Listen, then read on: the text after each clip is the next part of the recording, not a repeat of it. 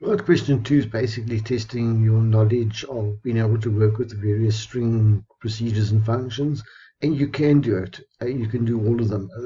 I think what sometimes happens is that people get put off because it suddenly becomes more complex.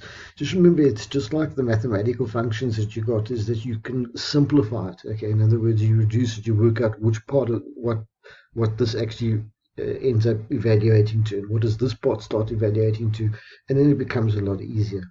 So they give you three strings, and they've very kindly given you the diagrammatic layout of it so that you don't have to go and count. Well, you do have to count, but it's easier to count, etc., etc. So three strings have been given and set up for you: string 1, string 2, string 3, and then they ask for what will the output be from the following code segments. So that's the type of thing we're looking at. So let's have a look at the first one, 2.1.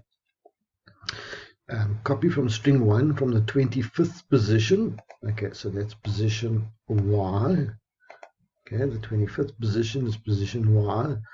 And again, you can see this is where you start to say, right, well, okay, don't get put off by that, because that's just a number in the end.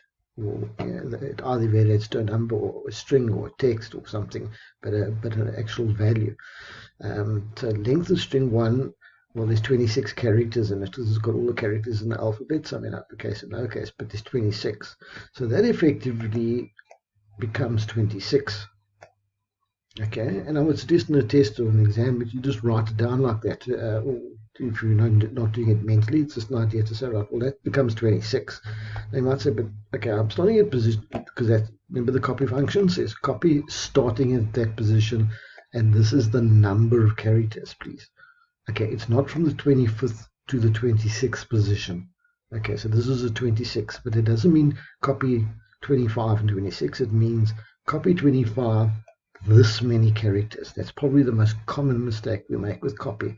Okay, so it's copy starting at this position and that many characters. We answer, well, I'm sorry, but there aren't 26 characters to copy. Well, then Delphi says, I'll tell you what, I'll try and copy what I can. So it would copy the Y and the Z. That's simply what it would copy there. Okay, so don't get confused with it saying 25 comma 26 and say, okay, that must be the 25th and 26th character. This third parameter is the number. That's from starting position, how many characters. Right, number 2.2, we're working with string 3, which is basically an email address, it looks like. Doesn't really matter in terms of our working. And it says, right, pos says, okay, what does pos do? Pos says, find this character, L, in the string. Find the first occurrence. Because you might say, but wait a bit, there are two L's. So is it the third? Is it in position 3 or is it in position 4? Okay, and so the answer to that would be, in fact, A, because it outputs the position, then it actually would output position 3. The number 3 would be output.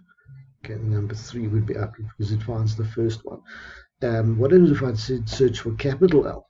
Okay, what happens if I said search for capital L? Well, in fact, there's 3 L's. There's another L over there, by the way, also lowercase. Okay, but if searching for capital L, it would come back with a 0 because there are no capital L's, and it makes that differentiation. It's like case sensitive, it's just like passwords are. Okay, and the important thing is it finds the first position. Okay, it finds the first position, and it will tell you that position. In other words, if the position is greater than 0, it means it was found, and if it is equal to 0, it means comes back with a 0, means it was not found. Right, 2.3, this is the classic case we're saying, oh, it looks so complicated, but just remember this pos is just going to give you a number. Pos is just going to give you a number. So it's basically multiplying two numbers, which you can do pretty much since primary school. So it says find the capital Z. Pos, that's what it says. Find the position of a capital Z in the string 1. So that's 26 it will find it at. So that's a 26 times the position of capital H. Okay, but wait a bit, there's a small h, but there's no capital H. So that part there over here comes back as a 0. So, and anything multiplied by 0 is just 0. So the answer that your answer to that particular function, the output there would just be a 0 because it doesn't find a capital H. So the position is that. Obviously, if you evaluated that first, you wouldn't have had to evaluate the first one. Okay, but because they've nicely given you the layout like that, I think it's a lot easier to work with. You need to be aware of how the copy function works, because, okay, so we're copying from the string, then we're finding the length. Okay, so, right, so, okay, just be careful. So, but, you know, again, like maths, work in the inner brackets first, and this will end up just being a string, and that'll be fine. So it says copy from the string from the fourth position. From the fourth position. Okay, what is that one there? Fifth. It's not from 4 to 5, it's 5 characters. So it'll be 1, 2, starting at the D, the E, the F, the G, the H. Okay, so that's the 5 characters that would be copied. And what's the length of that? Well, obviously, if I copied 5 characters, what must the length be? The length has to be 5. Okay, so in other words, it's not the length of the whole string, it's just the part that I copied. And again, just watch it, you don't get caught out there and say, oh, that's 4 to 5. No, it's not 4 to 5, it's from position 4, 5 characters. So if you'd spotted that, you probably could have worked that one out. So if that had been put as, I don't know, inum, and they said, what's the value of, no, let's say it's something else, our secret, I don't know, some variable like that. What would the value of inum be? Well, the value of inum would be whatever our secret is. Okay, because if you're copying that many characters, I said you copy 6 characters, basically saying how many characters did you copy? Okay, well the answer is 6. Okay, that would just be an extension on that. But again, 2.5, it's again, you're looking at, wow, that's just too much for me. You've just blown my mind here. Okay, break it down step by step, one step at a time, like Jordan's box. Okay, essentially inside I'm going to do a lowercase in the end, but I'm copying from string 1, so that's string 1 over there. From the length of the string, how long is the string? Well, they tell us there's 26, in other words, how many characters on it. So it's copying from the 26th position, because that's what that evaluates to. And how many characters is it copying?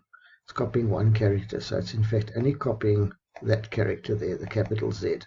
And it says, take the lowercase of it. So what does lowercase do? It just turned it into lowercase. If it was lowercase, it would stay the same, obviously. So the output from that would just be a small z. Okay, so again, you can see as you break it down, it becomes a lot easier. And it's important not only because you can score marks with these, but they're important for your understanding in terms of building up into longer sections of code. Right, 2.6. Again, we might say, oh my heavens, that just looks way off, way out of my target range. Okay, and it's simplifying it. Copying from the string, okay, we know that, we can do that. The length of the string, okay, the 18 characters in the string, minus 3. This is the starting position. This is the starting position. So the length of the string was 18 currently, minus 3, so it says start here. In other words, start where the full stop is. Okay, and that is how many characters you must copy. So it would copy the full stop, because that's where it must start, the C, the O, and the M. So what would be output? .com would be output.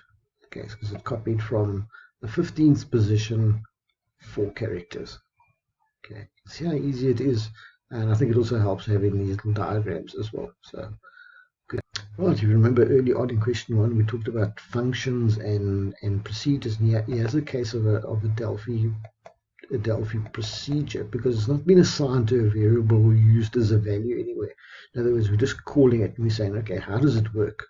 Okay, so this is S string 4, we make it the same as S string 2. Okay, so we just copy that across. That's what S string 4 looks like. It looks like a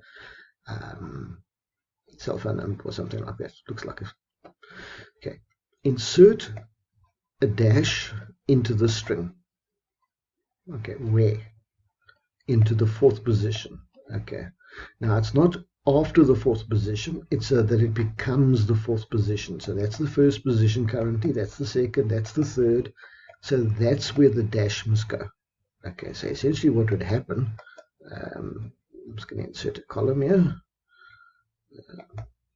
Everything would shift up, and the dash would be put in there. So it becomes the 4th character. So it'd be 082 dash 1 2 3 4 5 6 7. Okay, so that's important. And this could be any length string. It could have, there was only one character. We could have inserted a number of dashes or whatever text we liked. But it's important that that's its new starting position. That's its new starting position. Okay, that's its new starting position. Right, in 2.8, we've got two things happening. First of all, we've got it says right here, string 3, tell us where the find, because that's essentially what it is, pos says find the @ sign in this thing, the first occurrence of it, just in case there's more than one. Okay, well, it's at position 9. So our pos is now a 9. Our pos is now a 9. So we'll just bear that in the back of our mind. Our pos is now a 9. The next thing says, right, assign to string 4. So in other words, whatever, we're going to copy something out of string here. Let's see what we're going to copy and assign to string 4. Copy from string 3, that's fine. Starting at position 1. Okay, so we'll start there. Okay, we'll start there. Let's use a different color. Start at position 1. And this says how many characters you must copy. Okay, so that our pos was a 9. 9 minus 1 gives me 8. So what we're saying is copy from position 1, 8 characters. So it would copy those characters in those positions. So effectively what it's doing, and we could ask this question the other way around and say write some code. It's copying everything up to the @ sign. So we could say, right, and we often have things separated by commas and @ signs and hash signs. It doesn't really matter what they are. And normally what we do, again, we just do like we would do in everyday life. We say, well, where's the @ sign, or where's the comma, or whatever I want to use to separate them. And I'll say, right, I find that position, and then I'll just copy up to there. And when we say up to there, we don't include the 9. So that's why, hence, we've got one position. In other words, 1 to the left of it. We don't want to copy the 9th character. We don't have the @ sign in it. Okay, so they said, right, do that, and then we can move from there. Okay, so that would be an easy way of separating everything before the first comma or the first hash sign or the first whatever it is.